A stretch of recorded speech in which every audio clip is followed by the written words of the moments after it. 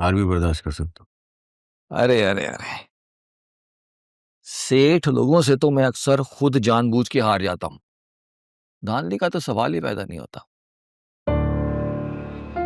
वैसे सेठ लोगों से बना के रखने में फायदे बहुत हैं। 100% इत्तेफाक करता हूं तुम्हारी इस बात से।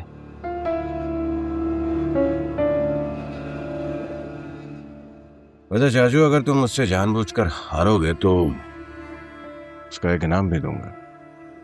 वाकई? इनाम क्या होगा? गाड़ी दिला दूंगा। बस कोई ऐसी चाल चलो कि तानिया की पढ़ाई वाला टायर पंचर हो जाए और मेरी शादी वाला इंजन चालू। बस ये 1.5-2 माह में कोई चक्कर चलाओ, उसके बाद एक चमचमाती हुई गाड़ी मैं तुम्हें दे दूंगा। जाहिद, अगर तुम्हें पता चल जाए कि थोड़ी देर में तुम्हें हार्ट अटैक हो जाएगा और तुम मर जाओगे, तो क्या तब भी एक नई चमचमाती गाड़ी के लालच में तुम ऐसे किसी को धोखा दे दोगे? असल में मुझे अंदाजा हो गया है कि थोड़ी देर में मुझे हार्ट अटैक होगा और मैं इस जहान फानी से कूच कर जाऊंगा।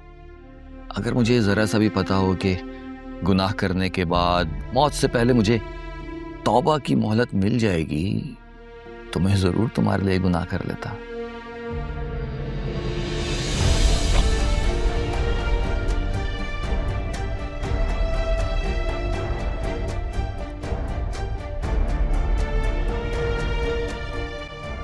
अब ठीक है?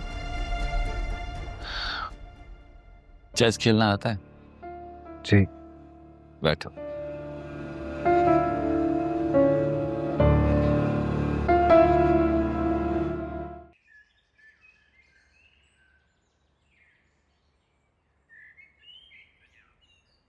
बच्चे को नजर लग गई है, कलाई में काली डोरी बांध दे, ठीक हो जाएगा। ठीक है मौलवी साहब, अल्लाह आपको लंबी उम्र दे, सेहत वाली जिंदगी दे।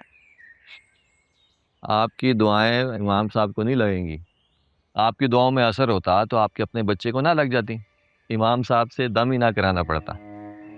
और तुम भी इमाम साहब के फूंकों से ठीक हो जाते हैं, ड्रामेबाज कहीं के। फूंकों पे लगे हुए हो। अस्सलाम। हाँ, सैरो तफरी हो रही है सुबह सुबह फलसफी साहब। वो कबूतरों का बाजरा लेने गया था। तुम्हारा दाना पानी तो हम पूरा करते हैं, ये कबूतरों के लिए दानों के पैसे आते कहाँ से हैं तुम्हारे पास? वो कल 2 गज़लें बेची थी ना, तो उसके 1500 रुपये मिले थे, उसी से लाया हूँ। ये बाहर गाड़ी किसकी खड़ी हुई है?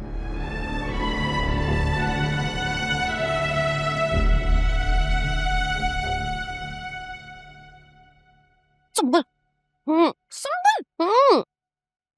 यार नीचे तुम्हारे मेहमान आए हुए, तुम यहाँ पड़ी सो रही हो। यार तानिया, हद है। सारा दिन मैंने काम किया, अब मुझे थोड़ी देर आराम करने दो और मेहमानों को तुम देखो जाके। तुम्हारे मेहमानों को मैं क्यों देखूं? हाँ? इस घर में मेरे मेहमान आ ही ना जाएं।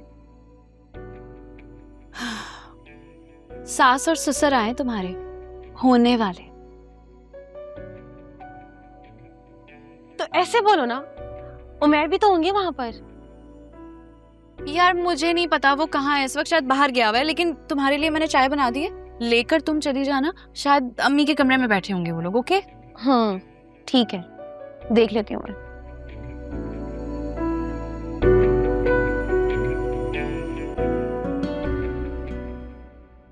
राशिद भाई की बातों का बुरा मत माने, आते जाते रहेंगे तो सारी गलतफहमियां दूर हो जाएंगी। दरअसल गलतफहमियां भी बालिग हो गई हैं ना, इतनी आसानी से नहीं जाएंगी।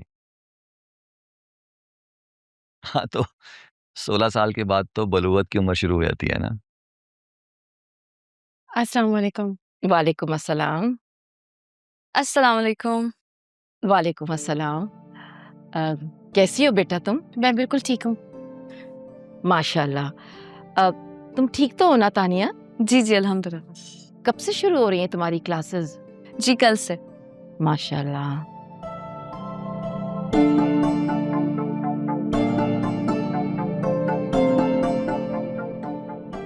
हम लोग ना जर्मनी जा रहे हैं कुछ दिनों के लिए।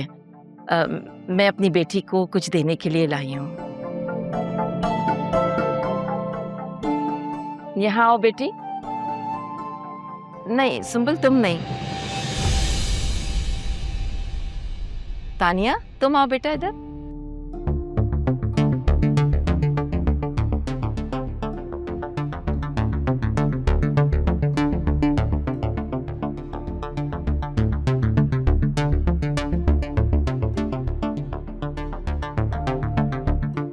ये लो, मैं तुम्हारे लिए लैपटॉप लाई हूँ तुम्हारे एग्जाम्स के लिए। आई होप तुम्हें अच्छा लगेगा।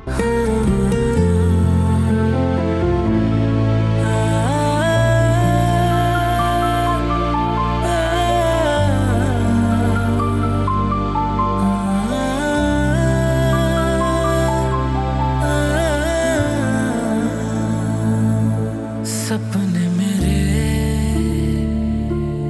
टूटे हुए। भाभी जी, लगता है आप अपने बेटे की मंगनी पहली बार कर रही हैं।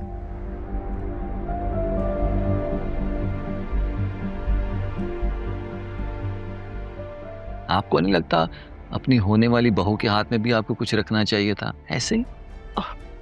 मैं तो बिल्कुल ही भूल गई। नहीं नहीं, मैं लेकर आई हूँ उसके लिए। नहीं नहीं, ऐसी कोई बात नहीं है। ये लीजिए। नहीं नहीं, इसकी क्या जरूरत है? अरे रख लीजिए ना। शुक्रिया।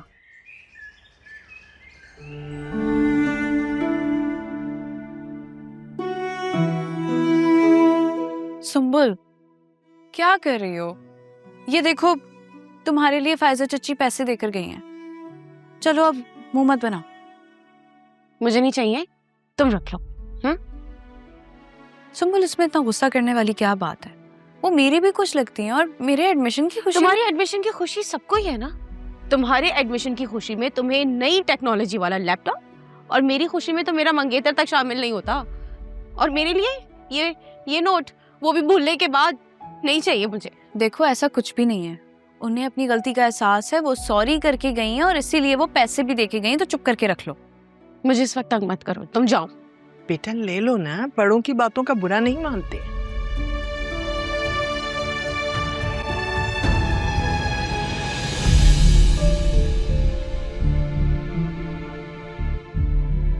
संभल, मेरी मंगनी तोड़ दे।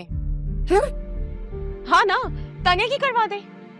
फायजा चच्ची तुम्हें इतना पसंद तो करती है, सबकी फेवरेट हो तुम ही लाडली हो, और मैं तो पता नहीं कौन हूँ इस घर में।